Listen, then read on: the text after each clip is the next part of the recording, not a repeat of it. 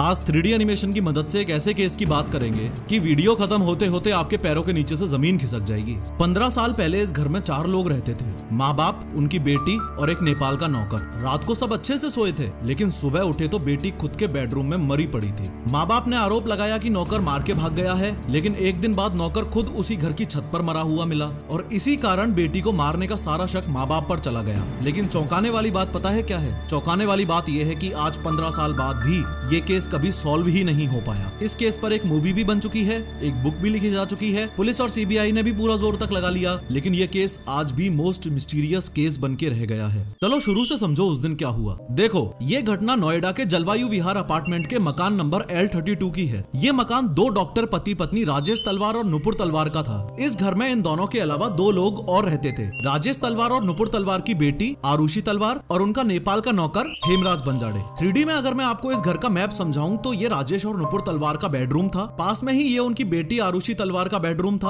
और living room के gap के बाद यहाँ घर के बाहरी हिस्से में नौकर हेमराज बंजाड़े का बेडरूम था। इस केस में गेट्स को लेकर भी काफी कंफ्यूजन था, इसलिए वो कंफ्यूजन भी मैं आपका अभी ही दूर कर देता हूँ। देखो, ये घर की मेन एंट्रेंस थी और यहाँ टोटल 3 दरवाजे थे। ये था सबसे बाहर वाला गेट जो कि सिर्फ धक्का देके भी खोला जा सकता था। उसके बाद ये बीच वाला ग्रिल डोर जिसमें ऑब्वियसली कुंडी लगाई जा सकती थी और सबसे अंदर था ये मेन वुडन डोर। लेकिन इन तीनों गेट्स के अलावा यहाँ पर एक बहुत ही इंपॉर्टेंट कैच है। सबसे बाहर वाले और मिडल वाले डोर के बीच में हेमराज के रूम में जाने का दरवाजा भी था और हेमराज के रूम से एक दरवाजा घर के अंदर भी जाता था। कहने का तात्पर्य ये है कि इस घर के मेन गेट्स को यूज किए बिना ही हेमराज के गेट्स के थ्रू कोई भी घर के अंदर या बाहर आ जा सकता था। चूंकि आपने घर का नक्शा अच्छे से समझ लिया है तो अब इस केस को समझने में और भी मजा आएगा। बात 15 मई 2008 की है और ये असली कहानी है, यानी हत्याकांड से एक दिन पहले हर दिन की तरह आरुषि जल्दी उठकर स्कूल जाने की तैयारी में लग गई। हेमराज खाना रेडी कर रहा था और आरुषि की माँ यानी नुपुर तलवार आरुषि को स्कूल के लिए रेडी करने में लग गई। आज यानी 15 मई 2008 को आरुषि स्कूल जाने के लिए बहुत एक्साइटेड थी, क्योंकि कल के बाद स्कूल में गर्मियों की छुट्टियां पड़ने वाली थी।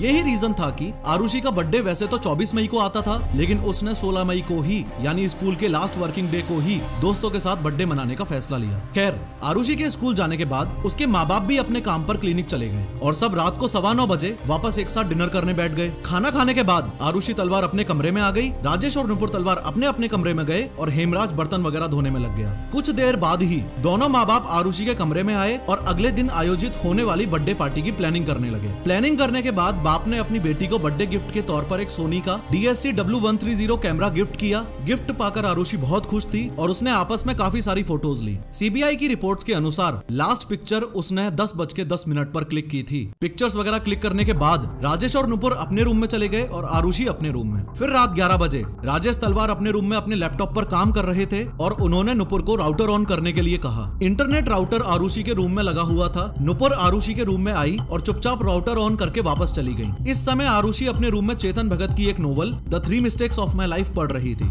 इन्वेस्टिगेशन के अनुसार राजेश तलवार ने लास्ट टाइम लैपटॉप में ईमेल वगैरह भेजने के लिए या अपने काम के लिए इंटरनेट रात 12:08 पर यूज किया था, फिर वो भी सो गए। और उनके सोने के बाद उस 15 मई की रात 12 बजे से सुबह 6 बजे के बीच में कुछ ऐसा हुआ जिसने पूरे देश को हिला के रख दिया। इस रात ने पुलिस और सीबीआई की काबिलियत पर सवाल उठाया और ये रात दुनिया की सबसे रहस्यमयी रात बनकर रह गई। अगले दिन यानी 16 मई 2008 को सुबह 6 बजे घर की नौकरानी भारती मंडल सफाई के लिए पहुंची और उसने पहली डोरबेल बजाई तो किसी ने दरवाजा नहीं खोला।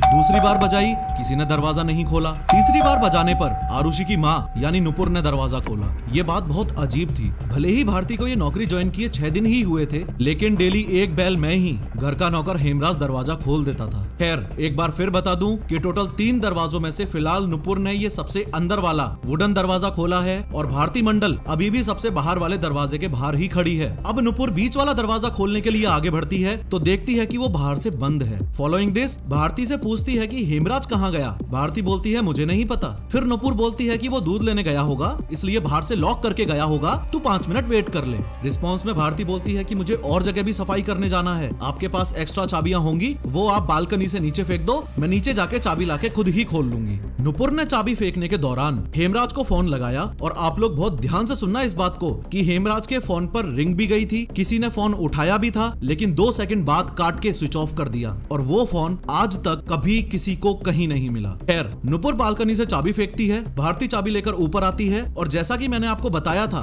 कि बाहर वाला दरवाजा तो धक्का देते ही खुल जाता था, लेकिन बीच वाला दरवाजा देखते ही भारती शॉक्ड हो जाती है कि चाबी की तो जरूरत ही नहीं है, क्योंकि सिर्फ कुंडी लगी हुई थी। जितनी देर ये भारती मंडल का एंट्री वाला सीन चल रहा था, उतनी देर में राजेश तलवार भी सुबह सोकर उठ गए थे और उन्होंने लिविंग रूम में आकर देखा तो डाइनिंग टेबल पर एक दारू की बोतल रखी थी जिस पर खून के निशान भी थे। राजेश ने शॉक्ड होकर नुपुर से इस बारे में पूछा तो नुपुर भी शॉक्ड हो गई और उसने राजेश को जल्दी से जल्दी आरुषि का रूम चेक करने के लिए बोला। आरुषि का रूम का डोर ऐसा था जिसे बाहर से सिर्फ चाबी से ही खोला जा सकता था और आरुषि का डोर लॉक करने के बाद हमेशा नुपुर इस रूम की चाबी अपने बेडरूम के सिराने रखती थी। लेकिन आज दारू की बोतल देखने के बाद जैसे ही राजेश आरुषि के रूम की तरफ बढ़े तो उन्होंने देखा कि रूम का दरवाजा तो खुला पड़ा है। जैसे ही वो रूम के अंदर घुसे तो उनके पैरों के नीचे से जमीन खिसक गई। वो जोर जोर से चिल्लाने चीखने लगे। इतने में नुपुर भी वहां पहुंची और वो भी उस सीन पर विश्वास नहीं कर पाई। इतने में भारती भी रूम की तरफ बढ़ती है और नुपुर उसको आरुषि के बेड की तरफ इशारा करते हुए बोलती है, ये देखो हेमराज क्या करके भाग गया। और आरुषि के रूम में बेड पर खून से लथपथ आरुषि मरी पड़ी थी। उसके सिर पर किसी चीज से वार किया गया था और उसका गला काट दिया गया था। इसके बाद भारती ने तलवार से पड़ोसियों को इन्फॉर्म करने की इजाजत ली तो उन्होंने परमिशन दे दी और ये इस पूरे केस की सबसे बड़ी गलती थी, या फिर सबूत मिटाने की साजिश भी, who knows। भारती ने क्राइम सीन पर सारे आस पड़ोसी इकट्ठे कर लिए और वीरेंद्र सिंह नामक सोसाइटी के सिक्योरिटी गार्ड ने पुलिस को बुला लिया। जब पुलिस मौके पर पहुंची तो पुलिस वालों ने देखा कि लगभग 15 लोग लिविंग रूम में खड़े थे, 5-6 राजेश और नुपुर तलवार के कमरे में थे और आरुषि के कमरे में कोई नहीं था। कहने का तात्पर्य ये है कि जिस क्राइम सीन पर मर्डरर्स के सारे सबूत तुरंत पुलिस को मिल सकते थे, जिस क्राइम सीन पर आउटसाइडर्स को कदम तक नहीं रखना चाहिए था, इतनी भीड़ ने उस क्राइम सीन की धज्जियां उड़ा दी थी और फिंगरप्रिंट्स एक्सेट्रा सारे सबूत की ऐसी तैसी हो चुकी थी। पुलिस के आते ही राजेश तलवार ने पुलिस वालों को बोला कि हेमराज खून करके भाग गया है, उसे जल्दी से जल्दी अरेस्ट करो।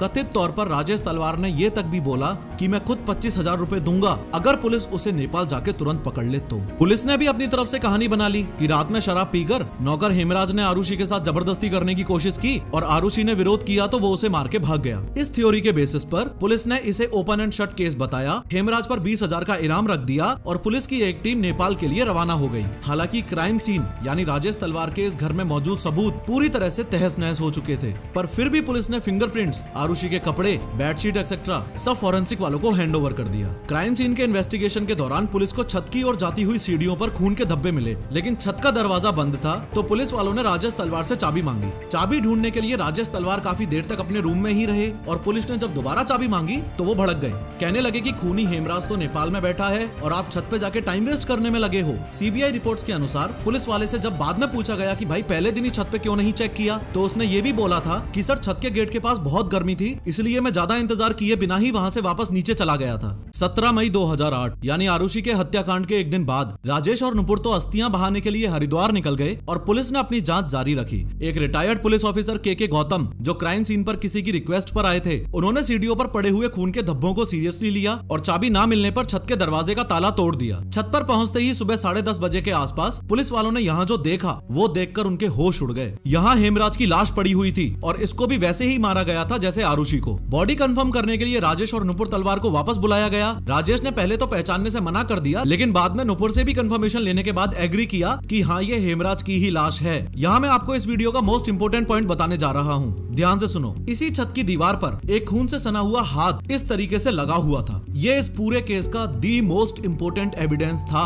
अगर पुलिस ने इस हाथ को सबूत के तौर पर सीरियसली लिया होता तो ये केस तब ही सॉल्व हो गया होता। लेकिन मुझे पता है आप क्या सोच रहे हो, ये तो भारतीय पुलिस है। खैर, अब पुलिस का पूरा शक राजेश और नुपुर तलवार पर आ गया था। लेकिन ये बात इतनी आसानी से हजम नहीं होती ना। किसी माँ बाप की इकलौती लड़की जिसको पैदा करने में भी इतनी मुश्किलें आ रही थी, इसलिए IVF से हुई थी, उसको माँ बाप गुस्से में आके मार दें। इसलिए पुलिस की दूसरी टीम हेमराज के दोस्तों पर इन्वेस्टिगेशन करने लगी। सबसे पहले पुलिस ने विष्णु शर्मा को पकड़ा। असल में विष्णु शर्मा ही पहले राजेश और नुपुर तलवार के घर में नौकर था। वो छुट्टी पे गया था तो उसने टेम्परेरीली हेमराज को अपनी जगह नौकर का काम संभालने को बोला था। लेकिन वो वापस आया तो तलवार ने बोला कि हम तो हेमराज के साथ ही कंटिन्यू करना चाहते हैं, विष्णु तुम्हारे साथ नहीं। इसलिए पुलिस ने ने अंदाजा लगाया कि विष्णु बदला लेने के लिए जब हेमराज को मार रहा होगा तब आरुषि ने देख लिया होगा, इसलिए विष्णु ने दोनों का ही मर्डर कर दिया। लेकिन जांच के बाद पता चला कि खून की रात विष्णु शर्मा तो नेपाल में ही था। अब तो राजेश और नुपुर तलवार पे जो शक था वो और ज्यादा स्ट्रांग हो गया। दूसरी बात जो पुलिस के दिमाग में घूम रही थी वो ये कि सोसाइटी के गार्ड्स ने 100% गारंटी के साथ दावा किया था कि 15 और 16 मई रात 11 बजे से 6 बजे के बीच ना ही तो कोई L32 से बाहर गया और ना ही कोई उस घर के अंदर आया। इन तमाम बातों को ध्यान में रखते हुए 23 मई 2008 को पुलिस ने राजेश तलवार को अरेस्ट कर लिया और उस दिन लखनऊ डिवीजन के IG inspector general of police Gurudarshan Singh ने प्रेस कॉन्फ्रेंस करके कुछ ऐसी बात बोली कि पूरी दुनिया राजेश और नुपुर तलवार के खिलाफ हो गई। हालांकि इस प्रेस कॉन्फ्रेंस में गुरुदर्शन सिंह ने आरुषि का नाम भी एक बार तो गलत लिया कि 16 तारीख को शारुति तलवार और हेमराज का कत्ल हुआ।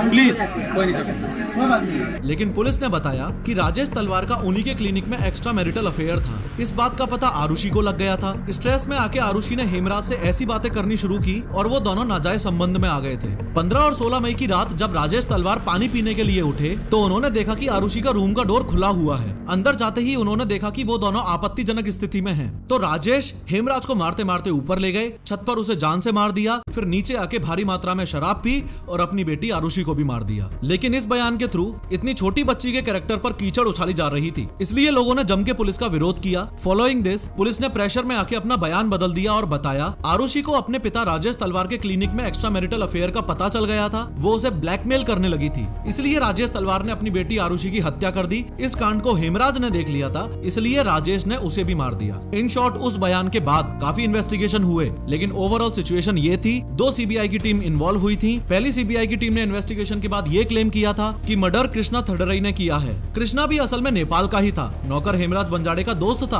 और डॉक्टर राजेश तलवार के क्लिनिक में असिस्टेंट के रूप में काम करता था। आरुषि के मर्डर से 2 दिन पहले कृष्णा से क्लिनिक में कुछ गलती हो गई थी, जिस बात पर राजेश ने कृष्णा को बाकियों के सामने बहुत बुरी तरह डांटा। इसके बदले में कृष्णा ने यह भी बोला था कि मैं इसका बदला राजेश तलवार से जरूर लूंगा, और ऐसा बोलते हुए उसको सुना था राजेश तलवार के ड्राइवर उमेश शर्मा ने। लेकिन सीबीआई की फर्स्ट टीम की ये थ्योरी भी सही साबित नहीं हुई, क्योंकि कृष्णा जिस घर में रहता था उस घर के मकान मालिक ने कंफर्म किया था कि कृष्णा तो खून के समय उनके साथ ही था। इस जगह हो सकता है आप तलवार मूवी के एंगल से नार्को टेस्ट एक्सेट्रा को याद करें, लेकिन तलवार मूवी पर भी ये आरोप है कि वो मूवी तलवार दंपत्ति की इमेज को सुधारने के लिए बनाई गई थी। फिर ये केस दूसरी सीबीआई टीम के हाथ में चला गया और दूसरी सीबीआई की टीम ने इन्वेस्टिगेशन के बाद ये क्लेम किया कि नौकरों का आरुषि के खून से कोई लेना देना नहीं है। जिस तरीके का कट आरुषि और हेमराज के गले पर मिला है उससे तो यही लगता है कि वो किसी प्रोफेशनल ने सर्जिकल ब्लेड से किया होगा। लेकिन दूसरी सीबीआई की टीम को भी तलवार के खिलाफ कोई ठोस सबूत नहीं मिला, इसलिए उन्होंने इस केस को हमेशा के लिए बंद करवाने की कोर्ट में अपील कर दी। ये केस इंडिया का मोस्ट मिस्टीरियस मर्डर केस माना जाता है। ये केस आज तक सॉल्व ना हो पाने के पीछे मेन रीजन तो नोएडा पुलिस ही है। अगर नोएडा पुलिस ने घर की छत पर लगे उस ब्लडेड हैंड को सीरियसली ले लिया होता